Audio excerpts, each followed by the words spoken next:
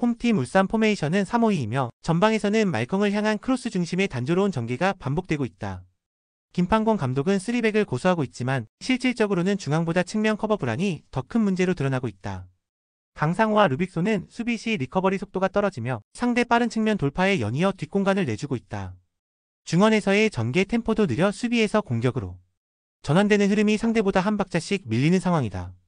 원정팀 수원FC 포메이션은 4-5-1이며 김은중 감독은 윌리안 안현범 조합으로 양측면을 완전히 리빌딩하며 공격의 폭을 넓히고 있다. 리그 3연승 흐름은 전술적인 구조 완성도에서 비롯되었고 지금은 측면과 중원이 매끄럽게 연결되는 강한 팀으로 진화했다. 사박은 수비와 공격 사이에서 완충 역할을 수행하며 안정적인 템포 조절로 상대 압박을 무력화하고 있다. 특히 윌리안의 컷인과 크로스 타이밍은 상대 수비 간격이 벌어지는 순간을 정조준하고 있으며 연계 마무리까지 올라온다. 울산은 3백이라는 전술적 틀을 유지하고 있지만 말컹 의존과 측면 커버 붕괴라는 구조적 약점이 반복되고 있다. 수원FC는 윌리안과 안현범 중심의 측면 돌파와 연계 마무리까지 강한 완성도를 보여주고 있으며 흐름을 주도하고 있다. 이번 경기는 결국 측면에서 시작된 균열이 경기 전체에 영향을 주며 주도권은 수원FC에게 넘어갈 가능성이 높다. 홈팀 부천 포메이션은 3-4-3이며 몬타뉴는 전방에서 높이와 피지컬을 바탕으로 제공권 장악에 집중하고 있다. 바사니는 오른쪽 측면에서 전형적인 윙포워드로 배치되며 돌파 중심의 플레이를 펼치지만 수비 지원에 있어 다소 약점을 보인다. 박현빈은 이선에서 활동 반경을 넓히며 페널티 박스 근처에서 간헐적인 침투를 시도하고 있다. 문제는 윙백 구성이다. 부천은 티아깅요와 박창준 단 2명을 측면에 배치한 3백 구조를 유지하고 있으며 측면 커버가 부족해졌고 전환 속도도 늦어져 공간 노출이 반복되고 있다. 원정팀 성남 포메이션은 4-4-2이며 후이즈는 전방에서 연계 플레이와 마무리 타이밍 모두에서 안정감을 보여준다. 이정빈은 좌측 윙포워드로 배치되며 폭넓은 움직임과 크로스 타이밍 조절에 능하고 프레이타스는 중원에서 활동량으로 중심을 잡고 있다.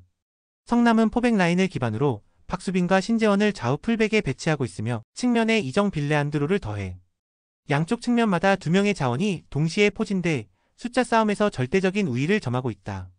특히 왼쪽 풀백 박수빈은 비대칭 인버티드 풀백 전술의 핵심으로 수비 시 측면을 커버하다가 공격 전개 시에는 중앙으로 좁혀들어 프레이타스 사무엘과 함께 중앙 미드필더 라인에서 수적 우위를 형성하는 전략이 매우 인상적이다. 부천은 구조적으로 측면 수비에 약점을 보이고 있고 전술 균형이 깨지면서 공격 템포도 살아나지 않고 있다. 반면 성남은 풀백 윙포워드의 조합에 인버티드 풀백 전술까지 더해 공간 활용과 미드필더 장악력 모두에서 전술적 우위를 확보하고 있다. 이 경기는 공간 싸움의 디테일에서 이미 기울어졌고 전술 완성도가 더 높은 성남이 흐름을 가져갈 가능성이 크다. 홈팀 서울이랜드 포메이션은 4-3-3이며 정재민은 전방 압박과 연계의 플레이에서 전방 흐름을 주도하고 있다. 가브리엘은 충북 청주 시절부터 검증된 외국인 자원으로 이번 여름 이적 시장에 합류해 직전 경기에서 득점포를 터뜨리는 등 즉시 전력감으로 자리잡았다. 에울레르는 중원에서 넓은 활동 반경으로 템포를 조율하며 공격 전개 시 전방과의 연결고리를 맡고 있다. 서울이랜드는 오스마르, 서재민, 에울레르로 구성된 3미드필더 시스템을 활용해 중원 숫자 싸움에서 우위를 점하고 있으며 이 수적 강점을 바탕으로 점유율 중심의 경기 운영에 강한 자신감을 보이고 있다. 원정팀 인천 포메이션은 4-4-2이며 무구사는 제공권 장악과 박스 안 마무리 능력에서 확실한 존재감을 갖춘 자원이다. 제르소는 돌파력과 크로스에서 강점을 보이며 좌측 측면을 중심으로 전개에 활력을 불어넣고 있다. 이명준은 중원에서 연결고리 역할을 수행하지만 최승과와 함께 이미드필더 구성으로 인해 중앙수적 열세에 시달리는 장면이 자주 발생한다. 특히 중원 압박이 제대로 가동되지 않는 상황에서는 전개 속도가 끊기고 점유율 싸움에서도 밀리는 경향이 두드러진다. 리그 1위 팀다운 흐름은 유지하고 있으나 이른 시점부터 집중 공략을 당할 경우 경기 흐름이 흔들리는 모습을 보이고 있다. 서울이랜드는 3미드필더 시스템과 가브리엘의 합류로 점유율 전개와 공격 효율 모두에서 확실한 변화를 만들어내고 있다. 반면 인천은 이미드필더 구조의 한계로 인해 중원 장악에 어려움을 겪고 있으며 전체적인 전개 속도 역시 둔화되는 흐름이다. 이 경기는 전술의 미세한 차이가 경기 흐름 전체를 뒤바꿀 수 있는 타이밍이며 서울이랜드가 이변을 만들어낼 가능성이 충분하다. 홈팀 전남 포메이션은 5-3-2이며 하남은 순간적인 침투 타이밍과 박스 안 마무리에서 강점을 보이는 자원이다. 발디비아는 이선에서 볼 운반과 탈압박 모두에서 영향력을 주며 알베르티는 후방에서 안정적인 빌드업을 책임지고 있다. 김현석 감독은 수비 라인을 단단히 내리고 선수비 후역습을 설계하는 데 탁월한 전술가다. 특히 상대 전술에 따라 유연하게 전략을 조율하는 능력은 리그 내에서도 손꼽히는 수준이다. 원정팀 충남 아산 포메이션은 4-2-3-1이며 은고이는 박스 근처에서 한 방을 노릴 수 있는 마무리 자원이지만 움직임의 다양성은 부족하다. 데니소는 측면에서 활로를 찾으려 하지만 볼 연결과 마무리의 간극이 여전히 크다. 김종석은 중원에서 체력 부담이 커지는 후반에는 템포 조절에 어려움을 겪는 편이다. 무엇보다 배성재 감독은 최근 자진 사퇴 선언 후 철회하며 팀 내부 분위기까지 흔들리고 있는 상태다. 김현석 감독은 상대를 읽고 전략을 바꾸는 능력이 뛰어난 지략가다. 반면 충남 아산은 배성재 감독의 리더십 이슈로 흔들리는 흐름을 계속 보이고 있다. 오늘 경기에서 전남은 전술적 안정감과 심리적 우위를 모두 갖춘 쪽이며 승리 기대값이 충분히 성립된다. 홈팀 화성 포메이션은 4-4-2이며 박주영은 2003년생 영플레이어로서 폭발적인 성장세를 보여주고 있다. 리마는 전방에서 제공권과 마무리 모두에 관여하며 전성진은 측면에서 크로스와 이선 침투의 강점을 드러내고 있다.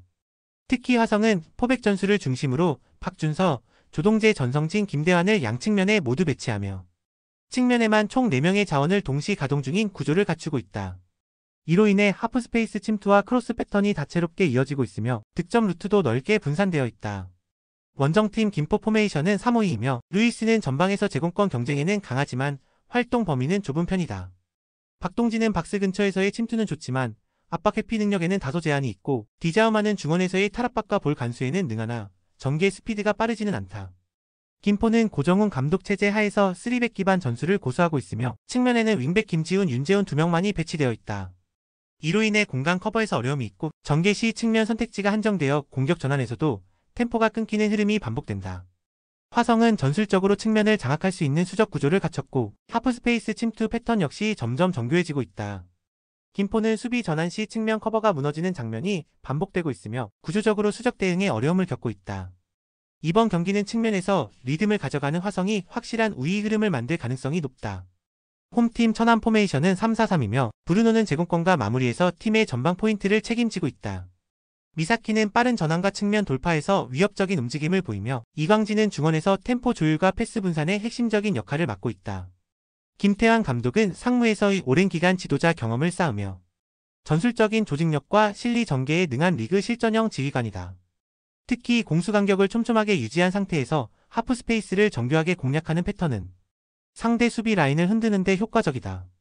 원정팀 수원 삼성 포메이션은 4-3-3이며 김지현은 문전 앞에서의 결정력은 있으나 전방에서의 연계 능력은 다소 떨어진다. 파울리뇨는 중원에서 패스 배급을 시도하지만 강한 압박을 받으면 방향 전환이 느리고 템포가 무너진다. 강현묵은 빠른 돌파가 강점이지만 볼 간수에서 아쉬움을 보이며 공간을 잃는 장면이 종종 발생한다. 무엇보다 벤치의 대응력이 문제다. 변성환 감독은 청소년 레벨 위주의 지도 경력만을 보유하고 있으며 90분 동안 실전 전술을 조율하고 상대 전개에 대응하는 능력에서는 분명한 한계를 드러내고 있다. 수원이 가진 외형적 전력보다 천안이 가진 전술적 디테일과 벤치 대응력이 더 실제적인 변수다. 김태환 감독은 하프스페이스와 공수 간격을 동시에 조율하며 완성도 높은 실리 축구를 전개하고 있고 수원은 벤치 리더십의 약점으로 인해 중반 이후 전개가 단조롭게 굳어지는 흐름이 반복되고 있다. 이번 경기는 흐름을 바꿀 준비가 된 천안이 이변을 만들어낼 수 있는 절호의 승부처다. 홈팀 주빌로 이와타 포메이션은 4-3-3이며 마테우스 페이슈트는 전방에서의 침투 타이밍과 박스 안에서의 위치 선정이 탁월한 자원이다. 크룩스는 측면 돌파 이후 컷백과 크로스 전개에서 날카로운 장면을 자주 연출하며 팀의 전개 템포를 끌어올리는 역할을 맡고 있다. 가네코는 중원에서 패스 조율과 활동량을 기반으로 전후방 연결에 기여하고 있으며 수비 전환 속도 또한 빠른 편이다. 최근 홈에서는 전반부터 강하게 압박을 시도하며 수비 라인을 끌어올려 높은 위치에서 볼을 탈취하는 전술이 자주 적용되고 있다. 특히 마무리 완성도가 향상되면서 슈팅 정확도와 골 기대값이 함께 올라가고 있는 흐름이다. 원정팀 아키타 포메이션은 4-4-2이며 스즈키는 중원에서 활동량이 많지만 전개 속도가 느리고 탈압박 능력에서 한계를 보인다.